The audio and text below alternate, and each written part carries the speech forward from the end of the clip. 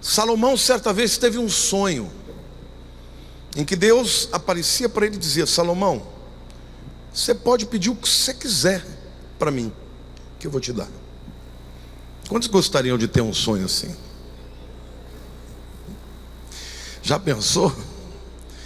Pode escrever, pede o que você quiser que eu vou te conceder. E o intrigante, ainda mais do que a proposta de Deus a ele, foi aquilo que ele falou para Deus. Ele pediu para Deus 3 coisas. Em primeiro lugar, conhecimento. Em segundo lugar, entendimento. Em terceiro lugar, sabedoria. Diga: conhecimento. Conhecimento é informação.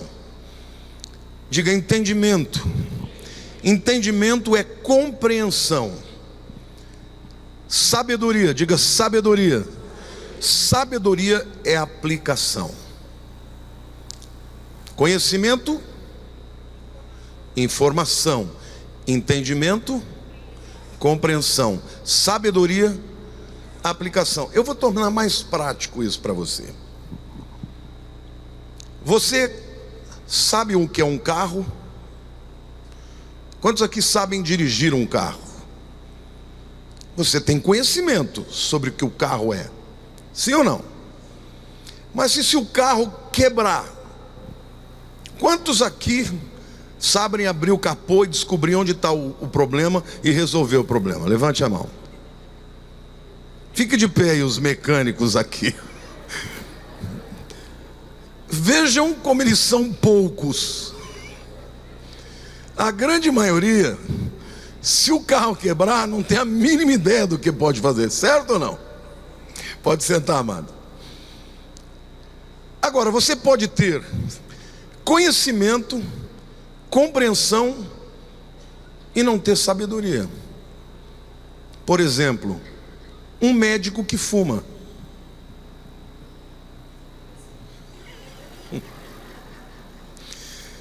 Ele tem conhecimento sobre saúde, ele tem compreensão, mas ele não tem nenhum pingo de sabedoria.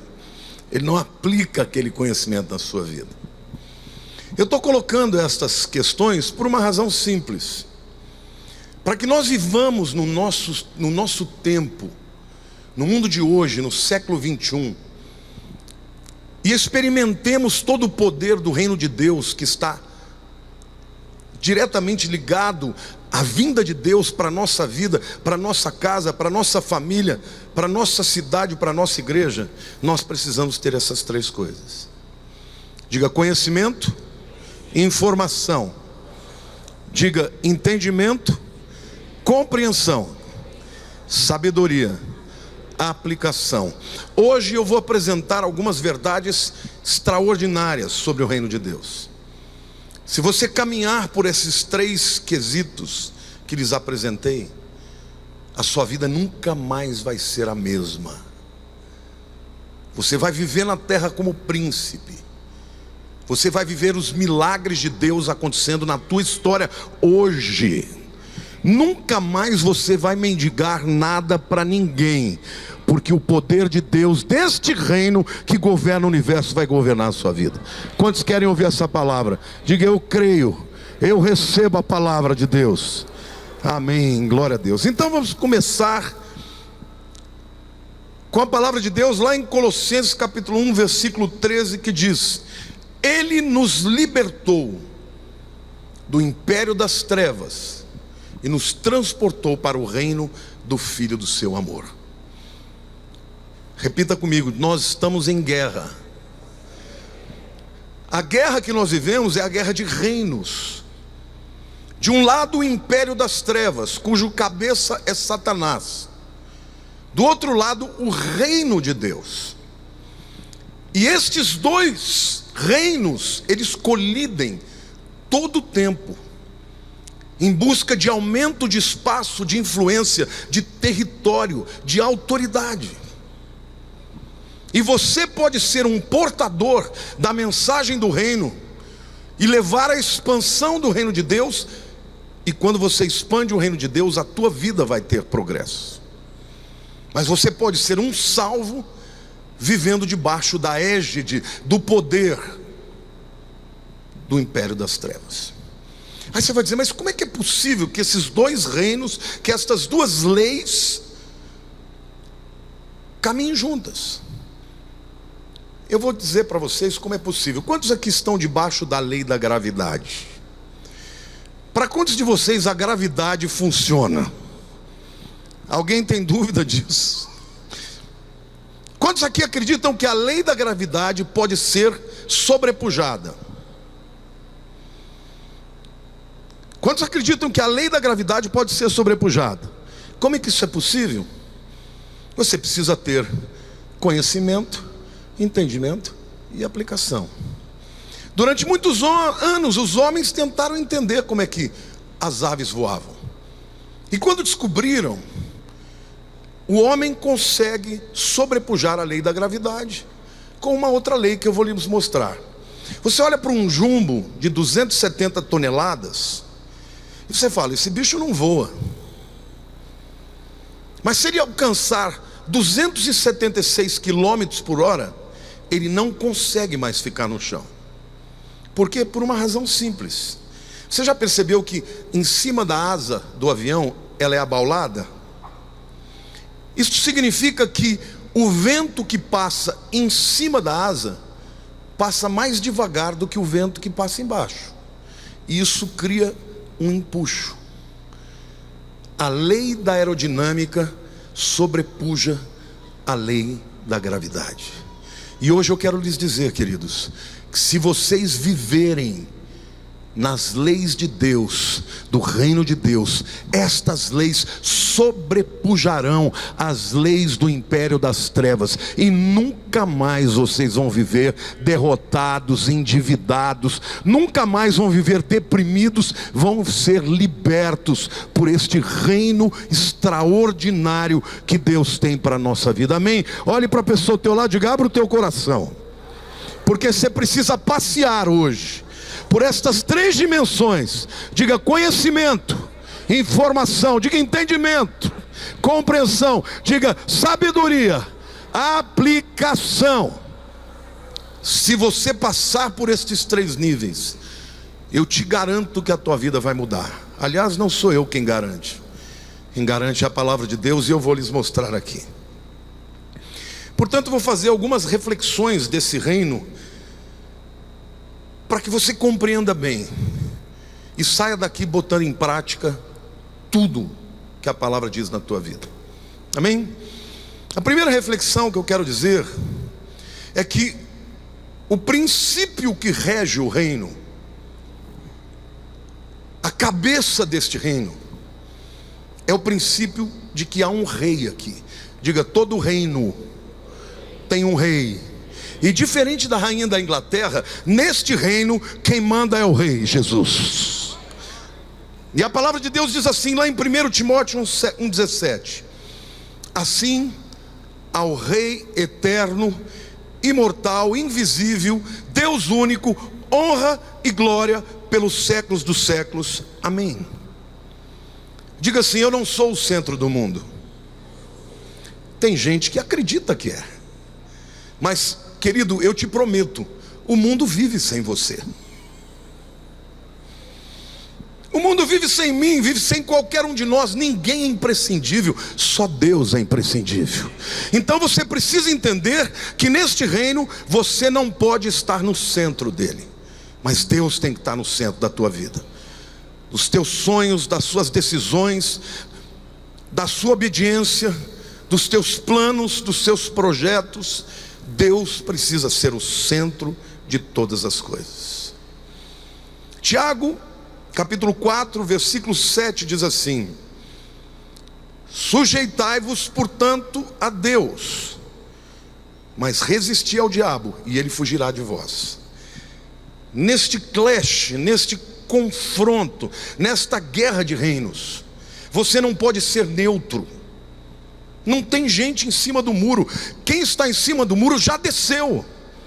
Se você estiver em cima do muro, você está do outro lado. Ou você faz parte do exército de Deus, ou você está do outro lado. E se você está do outro lado, você está cativo, porque o império das trevas torna as pessoas escravas, mas o reino do Filho do seu amor liberta. Conhecereis a verdade, e a verdade vos libertará. Se pois o Filho vos libertar, verdadeiramente sereis livres. Amém? Portanto, se Deus é o centro, Ele é o Senhor, qual é a minha relação com Ele? Diga: sujeição. E querido, quem se sujeita a Deus resiste ao diabo.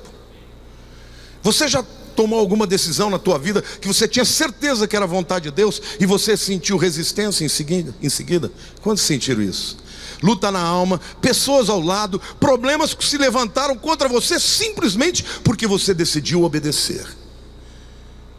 Então não tenha dúvida, o primeiro princípio do reino é que Deus é o centro da nossa vida. E se você ainda não colocou o Senhor na tua vida como Senhor, você pode ser um salvo, mas é um salvo miserável, escravizado pelo diabo. Salmo 24, versos 1 e 2 diz assim: ao Senhor pertence a terra e tudo que nela contém, o mundo e os que nele habitam. Fundou a ele sobre os mares e sobre as correntes a estabeleceu. Olha para a pessoa do teu lado e diga: você não é dono de nada, nem da sua própria vida. Diga: tudo é dele. É isso que o Salmo diz: ao Senhor pertence a terra e tudo o que nela se contém. De quem que são os seus filhos? De quem que é a tua casa, o teu carro, o teu trabalho, a sua inteligência, os seus dons, o seu dinheiro? Dele. Portanto, se Ele te dá, Ele dá para que você seja mordomo destas coisas. E quem entende esse princípio, irmãos, prospera. Porque a pessoa que entende a razão porque Deus nos dota de talentos, dons, dinheiro, capacidades, oportunidades, portas abertas, pessoa que entende isso, não há portas que não se abram, porque o Senhor haverá de expandir a tua vida para proclamar o seu reino. Amém? Então esse é o primeiro princípio que nós precisamos entender. Ele é o Senhor, Ele é o centro deste reino. Daniel capítulo 4, versos 34 e 35, nós temos aqui a declaração do homem mais poderoso da terra. Era como se o Donald Trump estivesse fazendo essa declaração. Aliás, ele tem feito declarações parecidas com essas. E ele diz assim: isso aqui é Nabucodonosor, o rei da Babilônia. E depois de 7 anos, ele resistiu demais a Deus e Deus o humilhou. Fez com que ele se tornasse como uma besta fera. Deve ter tido um surto psicótico. E ficou comendo com os animais do campo. Abobalhou-se. E depois de 7 anos, miraculosamente ele volta à sanidade mental e faz o seguinte discurso: mas ao fim daqueles dias, eu, Nabucodonosor, levantei os olhos ao céu. Tornou-me a vir o entendimento, e eu bendisse o Altíssimo. E louvei e glorifiquei ao que vive para sempre, cujo domínio é sempre eterno, e cujo reino é de geração em geração. Todos os moradores da terra são por ele refutados em nada, e segundo a sua vontade ele opera com o exército do céu. E os moradores da terra, não há quem lhe possa deter a mão, nem de lhe dizer: que fazes? O homem mais poderoso da terra compreendeu que Deus é Senhor sobre todos. Você tem consciência que Deus é Senhor da tua vida, da sua história? Então faça dele o Senhor da sua vida. Não o torne o seu empregado e nem o seu servo, porque tem muita gente que vem para a igreja para que Deus lhe faça algo que ele não pode fazer. Mas quando Deus lhe pede algo em troca, serviço, suas ofertas, pede o seu tempo, pede as suas prioridades, a pessoa não quer, porque a sua agenda está ligada aos seus propósitos. Ou Deus é Senhor da tua vida e é o centro da tua vida, ou nenhum destes princípios que vão te levar a vencer a gravidade e te levar a alçar voos altaneiros, nenhum desses princípios valerá para a tua vida. Amém? Segunda reflexão que eu faço: este reino tem uma constituição. Diga assim: a constituição do reino. A constituição é a lei mais importante de uma nação. É a carta magna. É a lei que está sobre todas as outras leis. No Brasil, se você quiser alterar a Constituição, é dificílimo. Você precisa de 308 votos positivos, aprovados em 2 instâncias na Câmara e 2 no Senado. É muito difícil você mudar a Constituição. E a Constituição ganha de qualquer outra lei que tenha sido construída, legislada, estabelecida. Pois é, a lei deste reino está às suas mãos. Qual é a constituição do reino de Deus? A palavra de Deus. Diga: a Bíblia. A Bíblia não é um livro obsoleto. A Bíblia não é um livro questionável. A Bíblia não é um livro de homens. É a palavra de Deus. Passarão os céus, a terra, mas as minhas palavras permanecerão. Nós vivemos num tempo onde não há mais absolutos. Nós estamos vivendo o pós-modernismo, onde tudo é relativo. Não existe nada absoluto. Então os crentes vivem confessando que são do reino de Deus, mas vivendo como se fossem pessoas pós-modernas. As pessoas abrem a Bíblia e falam: isso eu creio, isso eu não creio, isso eu aceito, isso eu não aceito. Sabe qual é o resultado disso? Ou vale tudo ou não vale nada. Olha para a pessoa do teu lado e diga assim: ou a palavra de Deus é lei na sua vida, ou você está em rebelião. E quem está em rebelião não está debaixo do poder de Deus, está debaixo do império das trevas, porque ele é o primeiro rebelde. Ele foi o primeiro que disse não para a palavra de Deus. Ele foi o primeiro que lançou dúvida sobre a palavra de Deus. Então a palavra de Deus, a constituição do reino, você pode até não gostar dela em alguns momentos. Em alguns momentos certamente ela não é tão agradável, mas lei de Deus se obedece e não se questiona. Primeiro você tem que crer que ela é uma lei boa, que ela é perfeita, que ela é boa, e um dia ela será agradável na sua vida. Se a Constituição que nos dirige, que governa o universo, em primeiro lugar ela tem que ser conhecida. De manhã eu perguntei: o que é você colocar Deus em primeiro lugar? Aí vieram aquelas respostas, né? Vazias, superficiais, subjetivas. Colocar Deus em primeiro lugar na sua vida é literalmente viver segundo a sua vontade. Quantos aqui gostariam muito de conhecer a vontade de Deus? Quanto tempo você gasta para ler a palavra por dia? Porque tem gente que diz: Deus é meu primeiro lugar, mas tem tempo para 2 horas de Facebook, 3 horas de Instagram, 4 horas de Twitter, e Bíblia nem uma linha por dia. Aí então não sabe porque a palavra de Deus, que tem poder criativo, que criou os céus e a terra, não muda a sua vida, porque ela não está na tua boca e nem está no teu coração. Mas eu quero te desafiar a ler a palavra de Deus todos os dias, a orar a palavra de Deus, se Deus não vai escancarar as portas que estão trancadas diante da tua vida. Amém, igreja? Eu quero ver um grito de júbilo e uma salva de palmas para o Rei.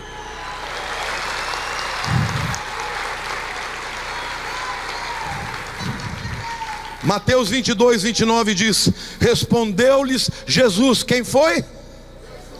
Errais não conhecendo as Escrituras e nem o poder de Deus.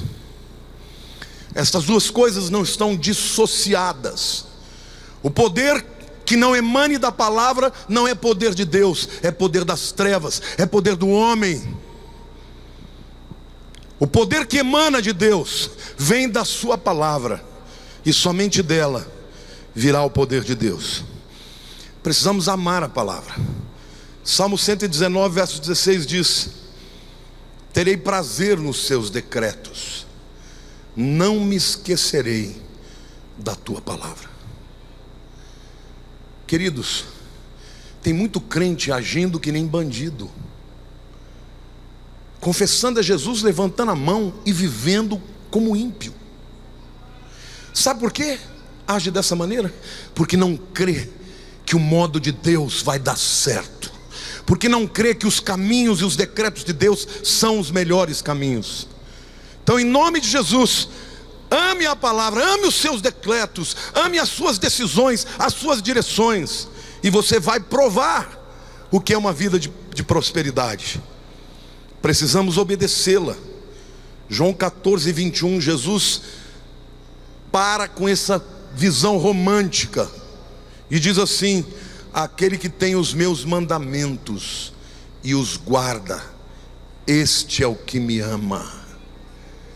Não é aquele que levanta a mão, não é aquele que pula, que dá glória a Deus. É aquele que quando sai do culto e quando a esfera da glória já não está, e chega no momento que tem que enfrentar a batalha do dia a dia, ele dobra o joelho e age segundo a vontade de Deus, por causa da vontade de Deus, que é decreto e lei na sua vida. Amém? Meu irmão Caio disse que ele era diretor da Mendes Júnior. Ele me contou que um dia ele estava numa reunião e havia um outro diretor que parecia que estava endemoniado, que tudo que ele falava ele dava do contra.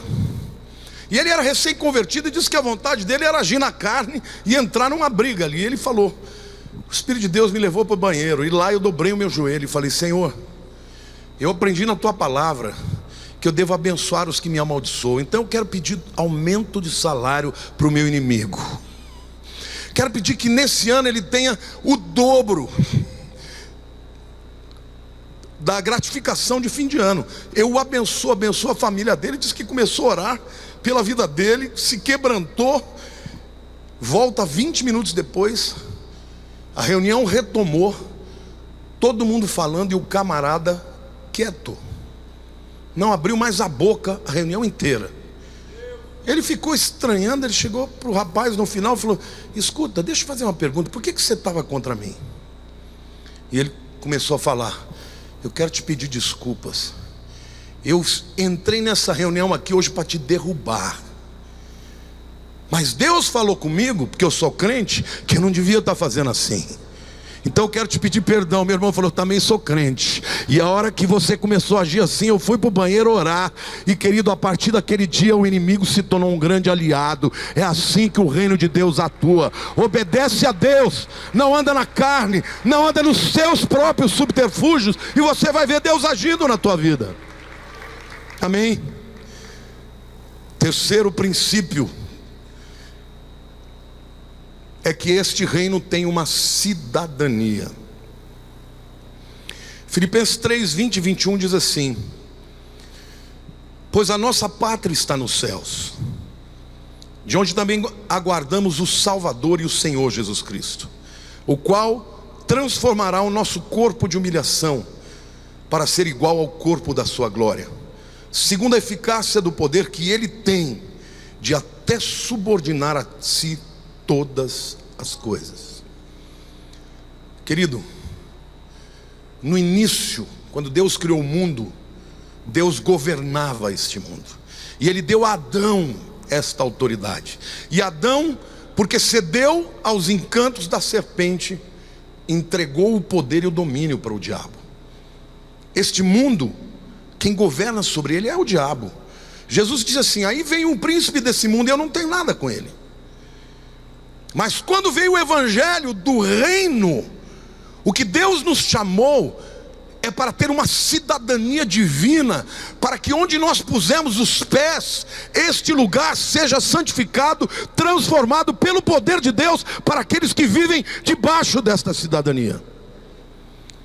Quando você entra numa embaixada, a embaixada americana, por exemplo, no Brasil, a partir do momento que você cruzou aquela linha demarcatória, você está em solo estrangeiro. Lá valem as leis daquele país. Você é cidadão da terra, do céu morando na terra.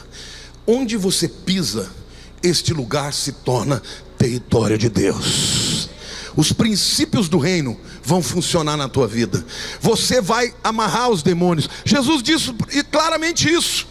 Haviam vários portais chamados de porta do inferno. E quando Pedro fez aquela declaração de que ele era o Cristo, ele disse: Pedro, tu és uma lasca. Quem vai comigo para Israel vai ver isso. Você é uma lasquinha. E ele olha para trás, tem uma grande rocha. Ele falou: e sobre esta rocha, que é a declaração de que eu sou o Cristo, eu edificarei o meu reino, a minha igreja, e as portas do inferno não prevalecerão contra ela. Você acha que quem comanda esse mundo são os homens, os líderes desse mundo? Quem comanda esse mundo é o Senhor. E Deus não te salvou para te levar para o céu.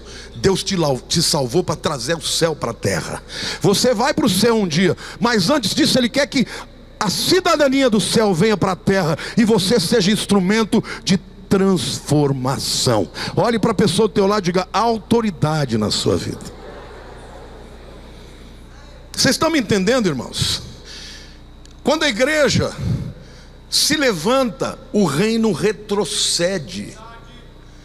Vocês acham que é à toa que as nações que receberam o evangelho prosperaram, e as nações que eram idólatras, ou nações que rejeitavam a Deus, foram de mal a pior?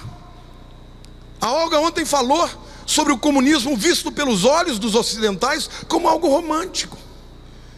Vocês não sabem o que é viver lá. Vocês não sabem o que é viver num país assim. Eu pergunto para vocês: qual foi o país comunista desse mundo que progrediu? Todos retrocederam, porque num lugar onde Deus não é o Senhor, onde Deus é rechaçado, não pode haver prosperidade.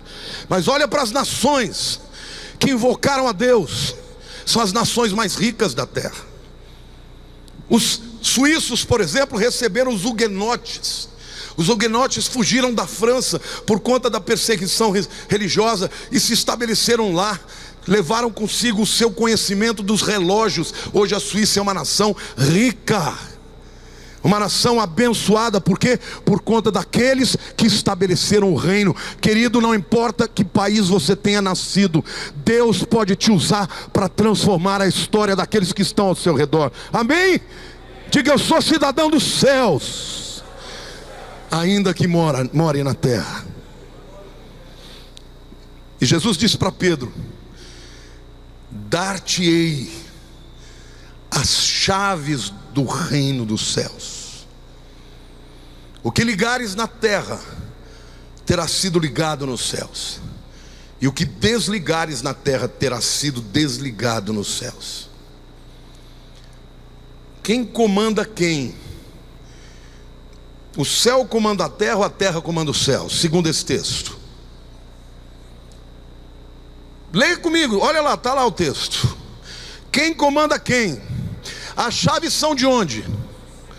Você abre as chaves dos céus. Para quê? Para tudo que esteja lá esteja à minha disposição. Mas quem comanda quem? A terra comanda os céus. Jesus está dizendo: se você andar nesse reino, o que você ligar aqui vai ser ligado lá. O que você prender aqui vai ser preso lá. O que você liberar aqui vai ser liberado lá. Amém? Querido, eu quero declarar para você que esta chave está na tua mão. E que Deus está dizendo: tem muito cristão incrédulo, tem muito crente que tem que se converter, porque diante de uma dificuldade, primeiro chora, depois reclama, depois busca os recursos humanos. E quando o Senhor já falou: dar-te-ei as chaves do reino, o que ligares na terra será ligado nos céus, o que desligares na terra será desligado no céu. Amém, irmãos? Isso é a autoridade da cidadania dos céus.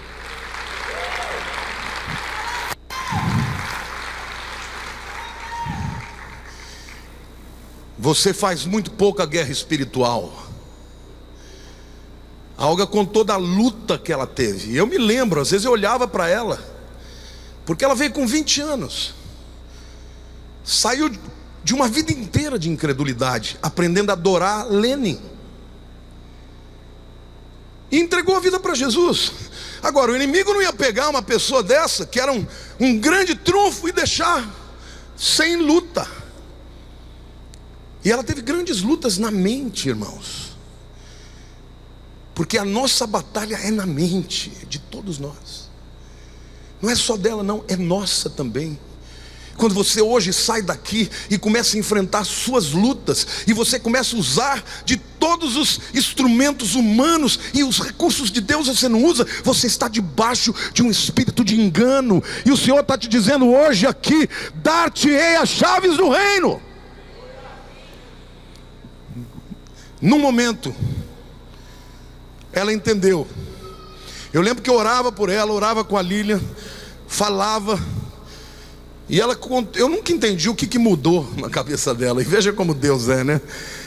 Ela disse que um dia eu falei para ela, eu nem me lembro disso. Ela falou: você estuda horas por dia de piano, por que você não treina a sua mente horas por dia?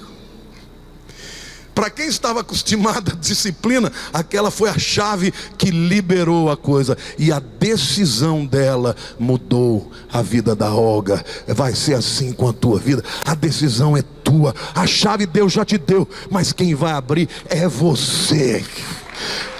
Não é o céu que vai abrir para você, Ele já te deu. A decisão é tua. Em quarto lugar, eu quero falar dos privilégios do reino. Mateus 6, 33 e 34 diz: buscai, pois, em primeiro lugar, diga primeiro lugar, o seu reino e a sua justiça, e todas essas coisas, Jesus está se referindo às preocupações humanas dos discípulos, vos serão acrescentadas.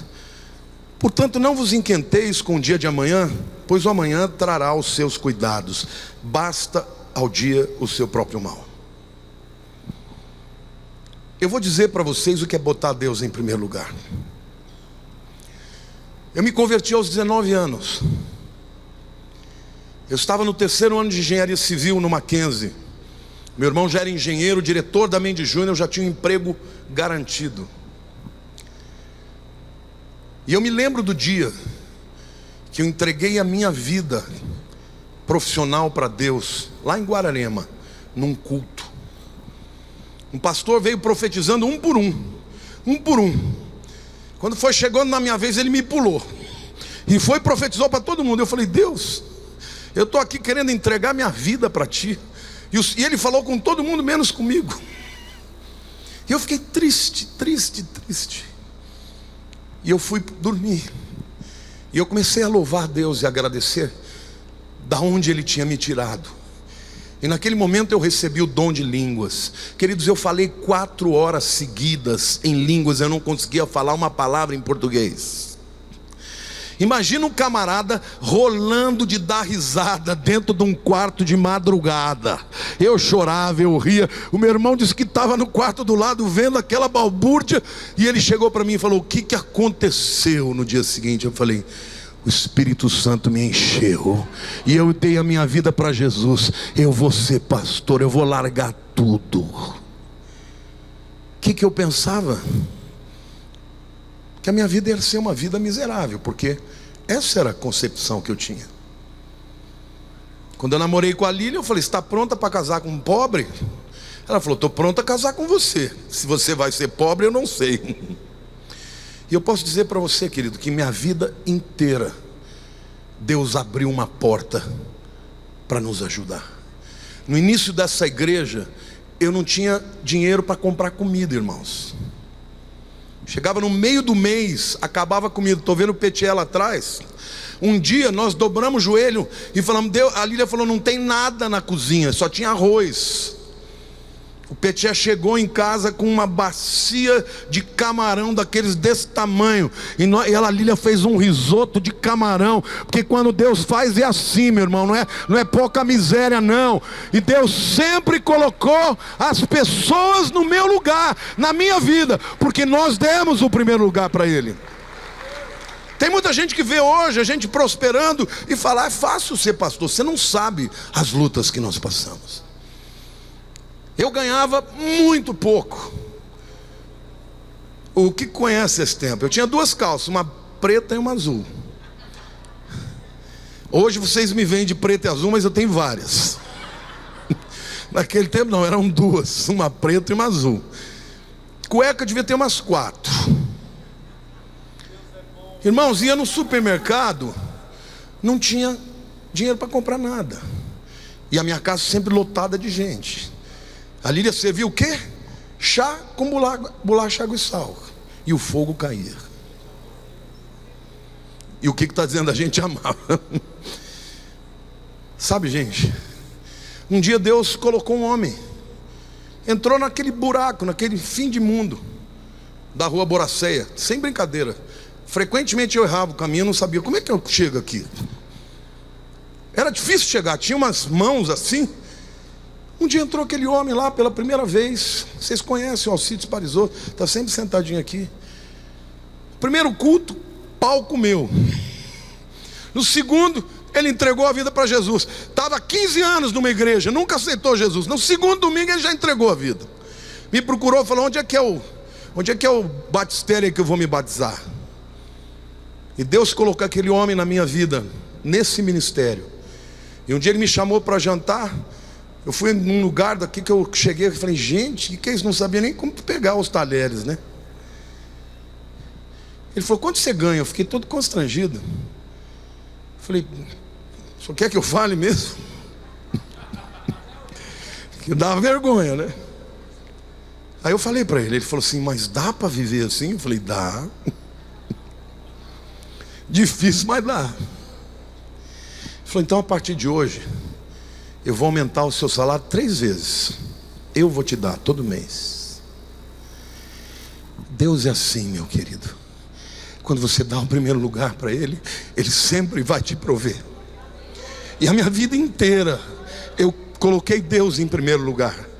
E a minha vida inteira eu vi Deus fazendo milagres, irmãos.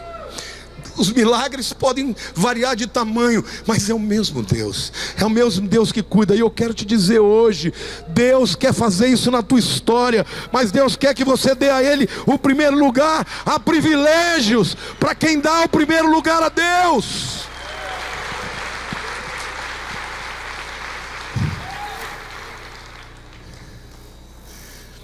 Dar-te-ei as chaves do reino. Quando alguém dá o primeiro lugar a Deus, Ele coloca as pessoas no seu caminho. Ele coloca aquele que vai te abençoar, aquele que vai abrir a porta, aquele que vai lutar por você. Ele coloca as pessoas no teu lugar. Você não tem que lutar sozinho. E é isso que o Senhor está te dizendo. Se você entender hoje que você faz parte de um reino, e que se você fizer parte desse reino e compreender que o teu chamado é para isso, não faltará nada na sua vida. Meu querido, você acha que crente tem que ficar endividado? Deus não tem para você que você vive endividado. Você pode passar momentos assim. Nós passamos. Mas Jesus, quando precisou pagar um imposto, irmãos, Ele não ficou pedindo e passando sacolinha para ninguém, não. Ele falou: Pedro, pega a sua varinha. Não vai pescar de rede não, você pega uma vara, porque você vai pegar um peixe, e lá dentro desse peixe tem uma moeda que dá para pagar o imposto por você e por mim. Pedro obedeceu, né? Ele não é louco. Jogou a vara, o peixinho vem na hora. E quando ele tirou o que tinha lá, a moeda para ele pagar o que ele precisava. Eu experimento isso na minha vida desde que eu me converti. Sempre Deus tem colocado portas abertas na minha vida, porque eu dou o primeiro lugar para Deus. A minha família dá o primeiro lugar para Deus. Sabe, irmãos, no começo do ano, no ano passado, eu lancei o desafio do voto. Você percebe quando o camarada está amarrado no dinheiro, porque ele morre com o bolso costurado, fica nervoso, vai embora, dá coice, fala mal para os outros, não dá de jeito nenhum.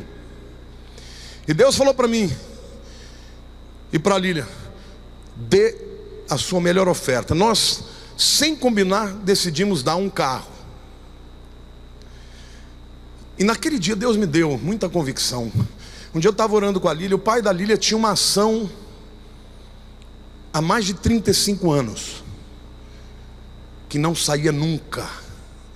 E o Espírito um dia comunicou: por causa dessa oferta vai sair esse dinheiro esse ano. E eu falava para ela: vai sair esse ano. Ela olhava assim.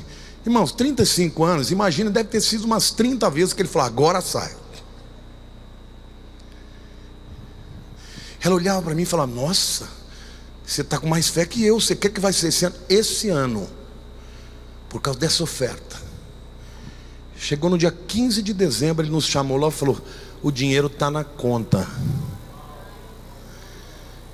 E a oferta que ele deu para cada filho, inclusive para Lília, era 10 vezes mais a oferta que eu dei. Este é o Deus que eu creio. E eu disse para ele: saiu para o Senhor por causa da oferta que nós fizemos. Não que ele não merecesse, um homem trabalhador, trabalhou a vida inteira, mas o que rompe é a oferta. Então, meu querido, quando eu peço uma oferta para você, não é porque Deus precisa de você, é porque eu quero te ajudar a ser desatado. Enquanto você não for desatado nessa área, você nunca vai entender a prosperidade de Deus. Você nunca vai entender um Deus que é provedor, um Deus que gosta de fazer milagre. Olha para a pessoa ao teu lado e diga: Deus gosta de fazer milagre. Se eu for contar para vocês as vezes que eu já tive milagre desse jeito, irmãos, eu vou passar o dia inteiro aqui. Deus é um Deus de milagres. Há privilégios no reino de Deus. Primeiro lugar para Deus. Tem gente que faz planos na vida e não consulta a Deus, se Deus quer isso. Você vai fazer uma faculdade, você pensa assim: eu vou fazer essa faculdade porque essa faculdade dá dinheiro. Errado. Dá dinheiro se esse for o propósito de Deus para a tua vida. Meu irmão, eu fazia engenharia civil. Se eu fosse engenheiro civil, ia cair tudo quanto é prédio que eu fizesse. Não ia ficar um de pé. Deus não tinha para mim ser engenheiro civil, tinha para mim ser pastor de ovelhas, pregador da palavra, profeta do Altíssimo. E aí ele prosperou e honrou a minha vida. E eu quero te declarar: dê o seu coração para Deus, que Ele vai te desatar, Ele vai prosperar, Ele vai estender as suas tendas. Os privilégios do reino.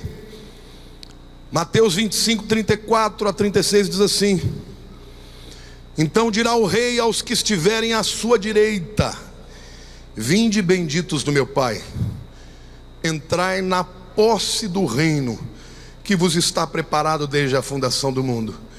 Porque tive fome e me destes de comer, tive sede e me destes de beber, era forasteiro e me hospedastes, estava nu e me vestistes, enfermo e me visitastes, preso e fostes ver-me. Dá o primeiro lugar para Deus é entender que o que somos, o que temos, o nosso tempo, os nossos talentos, não é em primeiro lugar para ganhar dinheiro, para fazer um trabalho. O seu trabalho é a tua ferramenta para o reino, ele não é um fim em si. Tem gente gastando dinheiro até fazendo MBA, pós-graduação, mestrado, doutorado, livre docência, gasta a vida inteira e não lê uma linha da Bíblia, não pergunta a Deus: o que o Senhor quer fazer através da minha instrumentalidade? Querido, Deus está me chamando como profeta hoje para tocar trombeta nesse lugar. Se você entregar a tua vida e o teu coração a Ele, Ele vai prosperar a tua vida. Amém? Pode dar um grito de júbilo e dizer: eu creio.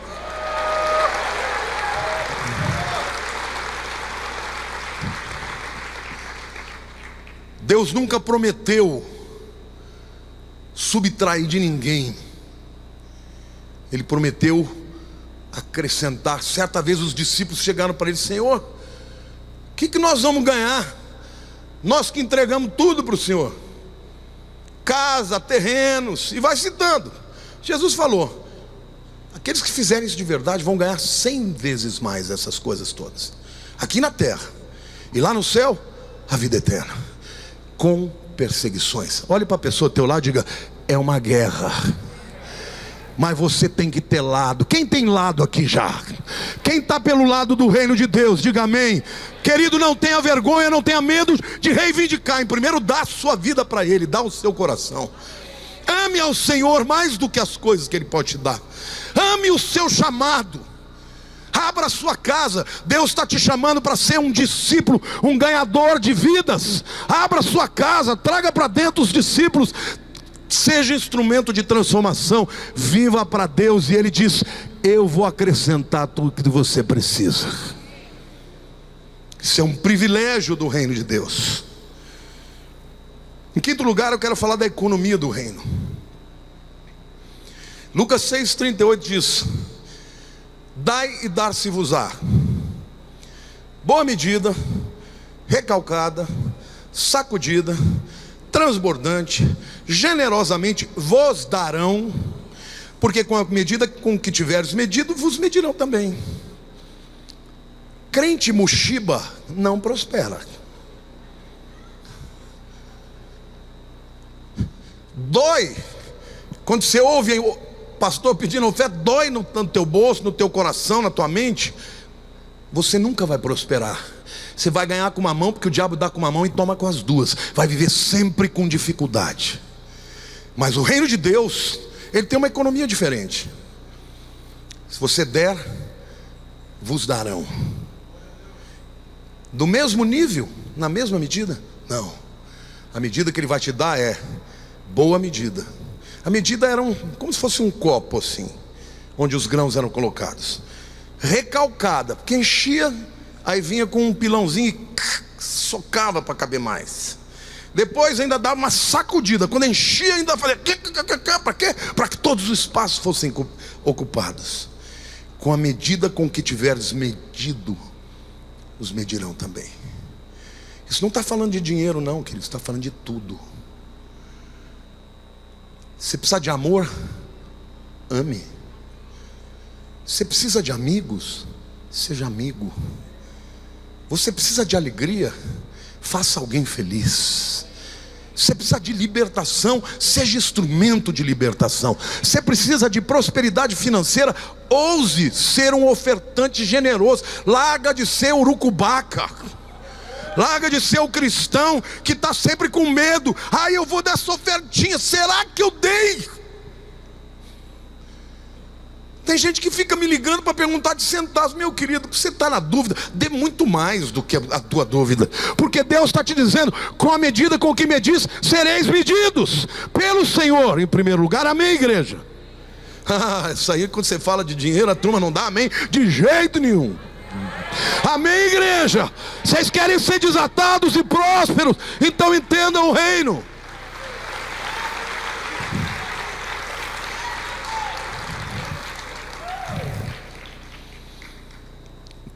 Sexto lugar, a glória do reino.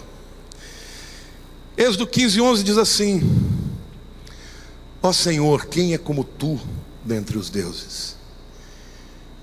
Quem é como tu, glorificado em santidade, terrível em feitos gloriosos, que opera as maravilhas? O teu Deus tem operado maravilhas na tua vida? Querido, porque se não está operando, não é que Ele não opera mais, é que você não está crendo mais. Você se lembra, depois do povo ser liberto do Egito, depois de terem visto tudo aquilo, eles ficaram e morreram no deserto, porque não creram que venceriam os gigantes. Olhe para a tua pessoa do teu lado e diga assim: o teu Deus é tremendo. Diga: é glorioso. Agora, sabe como essa glória de Deus vem para a tua vida? João capítulo 15, versículo 8 diz assim: nisto é glorificado meu Pai, em que deis muito fruto, e assim vos tornareis meus discípulos.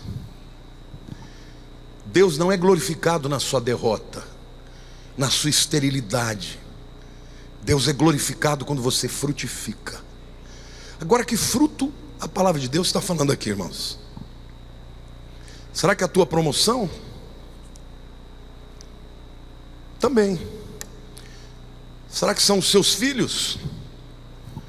Também. Mas o contexto está falando principalmente de ganhar vidas para Jesus. Entenda isso.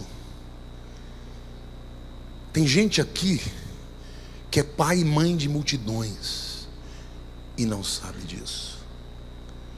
Olhe para a pessoa do teu lado e diga assim: dentro de você há sementes para o reino de Deus. Querido, abra a tua boca Abra a tua boca. Eu contei de manhã, Olga, do saco de farofa. Ela foi na casa do Heitor, estava o dia inteiro com um chazinho no estômago. Chegou lá, ele tinha um saco de farofa que ele tinha trazido do Brasil, temperada. Ela comeu o saco inteiro com colher. Mas o Heitor não fechou a sua boca. Ele ganhou a vida da Olga para a eternidade. Deus quer te usar, meu querido. Se você não abrir a sua boca onde você estiver, você não vai poder dar fruto.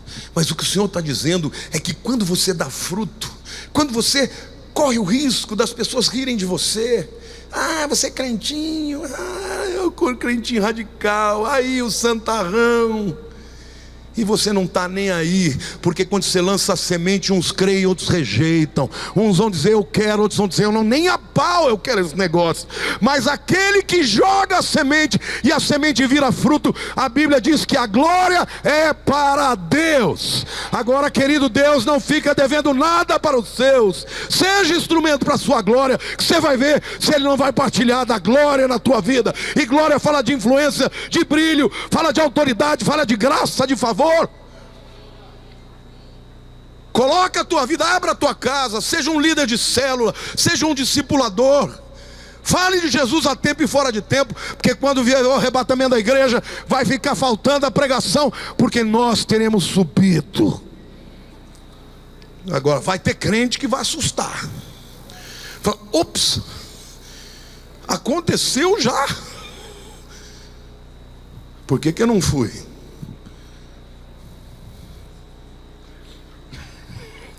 Zé Ruela.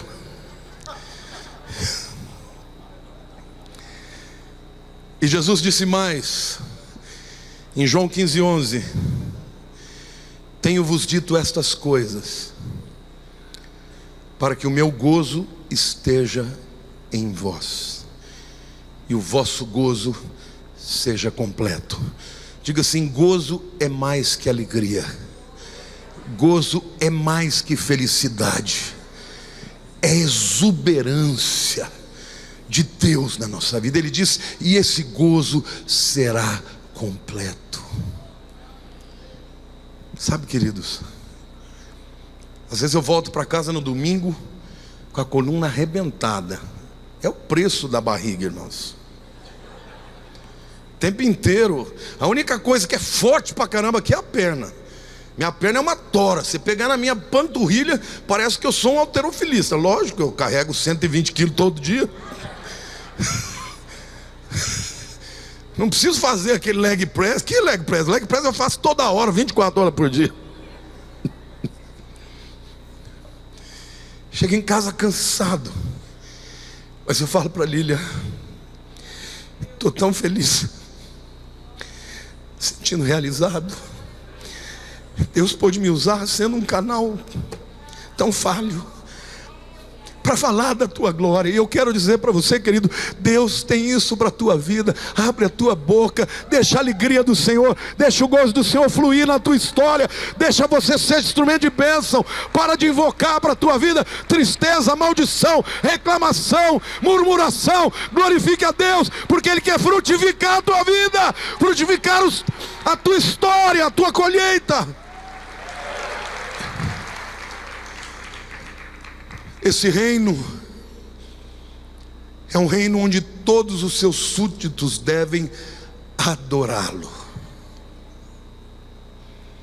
Êxodo 23, de 25 a 27 diz assim: servireis ao Senhor vosso Deus, e Ele abençoará o vosso pão e a vossa água, e tirará do vosso meio as enfermidades. Na tua terra não haverá mulher que aborte, nem estéril. Completarei o número dos teus dias, vai ficar velhinho. Enviarei o meu terror diante de ti, confundindo a todo o povo onde entrares. Farei que todos os teus inimigos te voltem as costas. Tudo por quê? Porque servireis ao Senhor. Essa palavra servir é avodar. Pastor Daniel, na nossa reunião de terça-feira, trouxe uma palavra linda sobre Obed-Edom, a maneira como ele lidou com a arca, como ele lidou com a arca com honra. Quando Davi mandou trazer a arca para Jerusalém, veio sobre os ombros de touros, e a Bíblia não dizia que a arca devia ser carregada no ombro de touros, mas de sacerdotes. E a arca caiu porque o touro trupicou, e Uzá foi segurar e morreu na hora. Davi ficou apavorado e não quis mais saber da arca. Obed-Edom, cujo nome significa servo adorador do sangue, trouxe para sua casa a arca.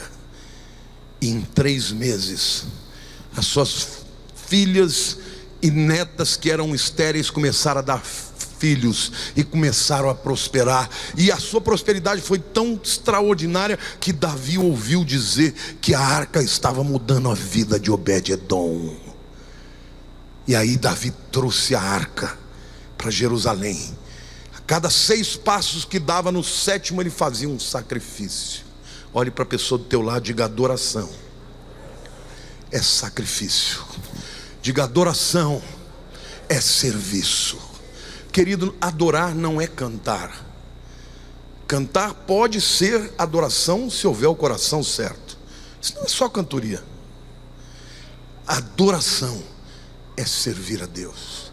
Quantos aqui querem servir a Deus e adorar ao Rei? Se isso acontecer na tua vida, querido, essa promessa se cumprirá na tua vida. Êxodo 34:14 diz assim: porque não adorarás outro Deus, pois o nome do Senhor é zeloso. Deus zeloso Ele é. Você sabe o que a palavra zelo significa, queridos?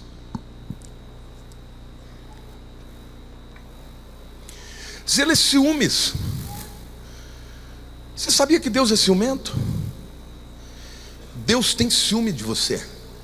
A Bíblia diz que o Espírito Santo tem ciúme de você. Tem ciúme do quê? Imagine você que você está namorando e você está para casar, e a tua namorada diz assim: eu vou casar com você, mas eu dou primeiro lugar para aquele rapaz ali. Então anda, minha filha, porque comigo não dá. Se você der o primeiro lugar para Deus, se você amar a Deus de todo o coração, o zelo dele vai te proteger. Mas Deus tem ciúme de muita gente que tem dado o primeiro lugar para as coisas dessa vida. Você tem tempo para trabalhar 14 horas por dia, você tem tempo para fazer de tudo, mas não tem tempo para vir a uma reunião de oração, a uma vigília, não tem tempo para fazer uma célula. É o crente de domingo. E tem alguns que nem de domingo, é sazonal, uma vez por mês. E Deus, tu és o primeiro na minha vida. Não, Ele não é o primeiro na sua vida. E Deus tem ciúme de você. E que bom que Ele tem ciúmes, porque isso é prova do seu amor. E Deus está dizendo: não adorarás outro Deus, não servirás a outro Deus. Quem é o Senhor da tua vida? É o dinheiro, é o teu trabalho, a tua carreira? É o teu dinheiro, as tuas posses? Querido, isso tudo vai passar. Não tem nada neste mundo que não vai passar. A única coisa que não vai passar é a tua história que você escreve aqui, e que um dia você vai começar a partir dessa história lá na eternidade. Amém? Então o reino de Deus nos ensina que Ele deve ser o primeiro lugar na nossa vida. Ele é um Deus que tem zelo e ciúmes de nós. E em 8º lugar, eu quero dizer que nesse reino há o princípio do favor. Diga favor. Êxodo 33:19 diz assim: respondeu-lhe Deus, falando com Moisés: farei passar toda a minha bondade diante de ti, e te proclamarei o nome do Senhor. Terei misericórdia de quem eu tiver misericórdia, e me compadecerei de quem eu me compadecer. Sabe o que Deus falou para Moisés? Eu não devo nada para ninguém. Tem gente aqui que está emburradinho com Deus. Ai, Deus, eu não quero mais saber de igreja, não quero mais saber de Deus. Deus não fez o que eu pedi. Sabe o que Deus está falando? A minha misericórdia vai passar diante de ti. A minha bondade, o meu favor vai diante de ti. Eu não devo nada para ninguém. Eu vou me compadecer de quem eu quiser. Quantos aqui querem a compaixão e o favor de Deus? Quer mesmo?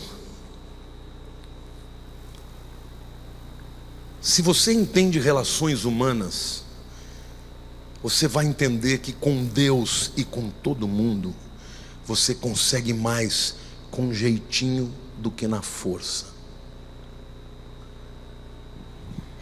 Se você quer que a tua mulher fique apaixonada por você, você tem que fazer ela se sentir uma rainha.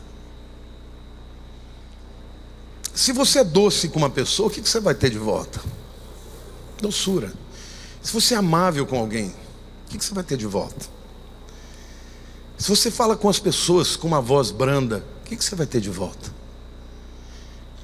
Se você falar com Deus do jeito que Ele quer ouvir, o favor dele estará diante de você. Davi, meu irmão, era uma carne de pescoço. Eu imagino Davi como aquele indivíduo bárbaro. Gente, romantiza. Não, Davi não era aquele cara bonitinho. Não, Davi era um guerreiro bárbaro. Ele chegou num lugar, foi pedir água, o camarada falou, não vai dar água. Ele falou, vou matar esse camarada. A mulher dele veio com um jeitinho, não, nós vamos te dar água, deu água para todo mundo. Quando o camarada morreu, ela virou esposa dele. Mas esse Davi que era tão duro, quando era com Deus era outra coisa. Quando o profeta trazia a palavra, ele se quebrantava. Ele chorava na presença de Deus. Ele dizia, Senhor, eu tenho saudade. Saudade quando eu podia ir no templo te adorar. Por isso ele ganhou o coração de Deus. E Deus disse, esse homem tem um coração que eu amo, que eu me agrado. O que Deus quer de você, meu querido, é o seu amor, é a sua devoção, é a sua adoração, é o primeiro lugar no teu coração. As coisas dessa vida passam, mas Ele vai ser para sempre. Então ame ao Senhor. Ame ao Senhor, que você vai experimentar o favor. E é muito melhor ser tratado com favor do que com justiça. Porque se nós fôssemos tratados como justiça, não tinha ninguém aqui. Todos nós já teríamos sido fulminados. Mas quando Deus olha para nós em Jesus, Ele vê em nós um coração quebrantado. Ele se agrada, Ele se deleita em derramar sobre a nossa vida o seu favor e a sua graça. Igreja, o reino de Deus é um reino de favor de Deus. Por que vocês querem viver debaixo do império das trevas? Porque querem andar segundo o conselho dos ímpios, usando modos operantes desse mundo. Porque não entregar a vida para Deus é Deus, eu não tenho mais a rédea da minha vida. O que o Senhor mandar fazer, eu vou obedecer. Aí você vai experimentar o favor. E eu termino essa palavra dizendo que esse reino é um reino que se expande.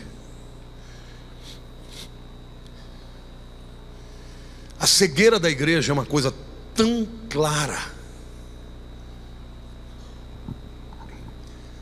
Eu perguntei de manhã e vou perguntar aqui. As pessoas não têm isso na ponta da língua, embora já tenham ouvido 200 vezes. Para que você existe nesse mundo hoje? Para que você existe nesse mundo, meu irmão? Diga, para fazer discípulos. Você não existe para outra coisa. Aquilo que Deus deu para você é para você partilhar para demais pessoas. E você pode fazer das mais diversas maneiras. Ontem o que a Olga fez aqui, ela falou para pessoas que talvez eu não pudesse falar. Pessoas que teriam preconceito de vir a uma igreja para ouvir um pastor, mas ouviram uma pianista. Não importa qual seja o teu trabalho, o teu chamado é expandir o reino de Deus.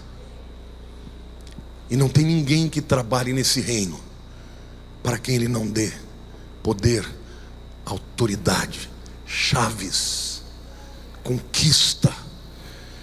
Mateus 28, 18 a 20 diz: Jesus aproximando-se falou-lhes dizendo: toda autoridade me foi dada. Olha para a pessoa do teu lado e diga assim: Jesus tem autoridade sobre tudo e sobre todos. Portanto, ide, fazei discípulos de todas as nações. Nós vimos o testemunho da Olga em relação ao Eutor. Ele foi estudar quantos anos lá, Eutor? 9 anos. 9 anos e meio em Moscou.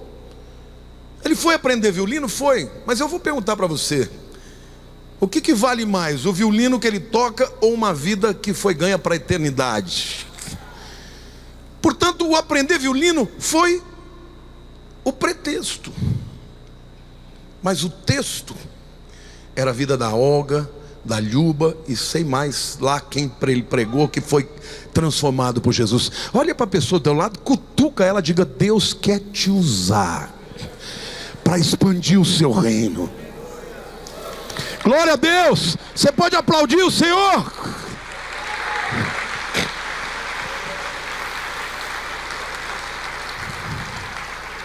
E ele diz mais: fazei discípulos de todas as nações, batizando-os em nome do Pai, do Filho e do Espírito Santo, ensinando-os a guardar todas as coisas que vos tenho ordenado.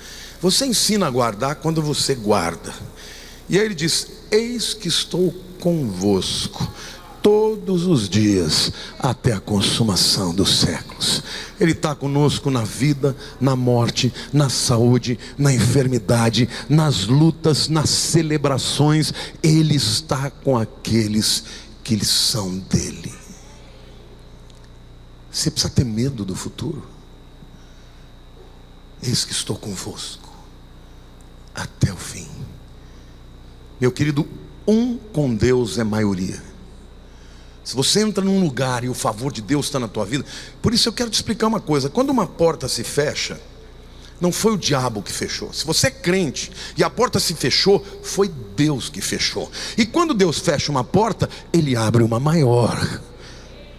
A gente tem que entender as mudanças de estação na nossa vida. Olha para a pessoa do teu lado e diga assim: hoje é dia de você se render completamente. E você que está me vendo também, dobra o teu joelho aí, entrega a vida para Jesus, que Deus quer fazer de você um fazedor de discípulos, em nome de Jesus. Em nome de Jesus. Em nome de Jesus, eu quero declarar a libertação desse império das trevas, desta mentalidade obtusa.